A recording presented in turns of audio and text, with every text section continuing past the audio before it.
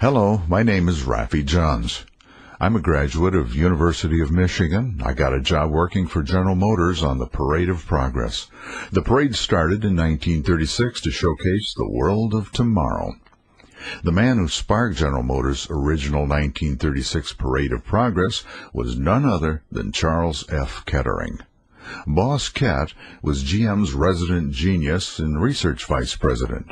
He was the man behind inventions such as the first commercial electric self-starter, ethyl gasoline, the diesel-electric locomotive, and much more. Kettering hit on the parade idea one day as he strolled through GM's Science and Technology exhibit in the 1933 Chicago World's Fair. The thought suddenly struck him, why not take all this out to the people, let those who can't see it here see GM's exhibit in their own hometowns. From 1936 to 1939, the parade was moved from town to town in 8 vehicles, called streamliners. In 1940, the parade was upgraded with more displays and 12 new vehicles, like this one. This was called a Futurliner. We also had a state-of-the-art tent with external supports called an aerodome. The tent would seat 1,000 people with a stage where we entertained the crowd about the wonders of science and our underlying message, the goodness and greatness of mighty GM. When World War II started, the parade went into storage until 1953, when the vehicles were restyled, replacing the old all-glass top, a different paint scheme, new wheel covers, and air conditioning. When it started in 1954, I was one of 40 to 50 men from at least 30 different universities. My roommate's dad was the director of advertising at Buick and told me about the job. When I applied, they told me I needed to complete my Army training first, so after I got out, it was back to GM for a job. One of our responsibilities was driving from town to town in parade form through the countryside, led by GM convertibles and followed by a caravan of support vehicles. Once we arrived on the showground, there was a lot to do.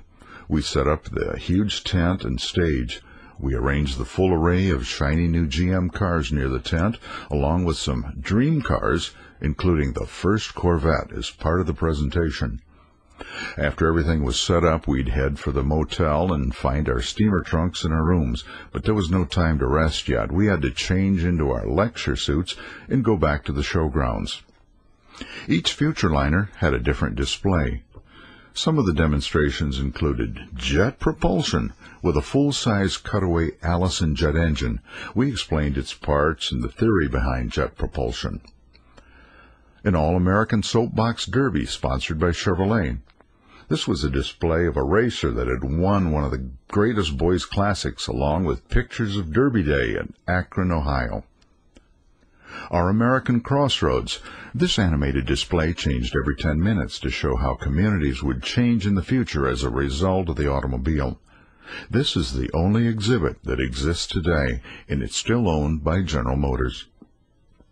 Diesel power. This exhibit explained how diesel power connected the country from coast to coast. This is how we could bring future technology to the American people.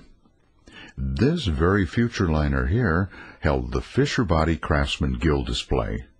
This was GM's contribution to try and stimulate and spark interest in the youth of the day and involve them in ingenuity and creativity. The exhibit displayed sample models of the handiwork and skill of some of the prize-winning Craftsman Guild members. We would usually stay in a town for about a week, then pack up everything, take down the tent, and move on to the next town. The Parade of Progress lasted until 1956, when the technology we displayed in our show took over the American living room: television. Suddenly, the Futurliners were no longer the future. As the parade disbanded, the rigs were used for advertising and storage. Oral Roberts even used one as a cathedral cruiser.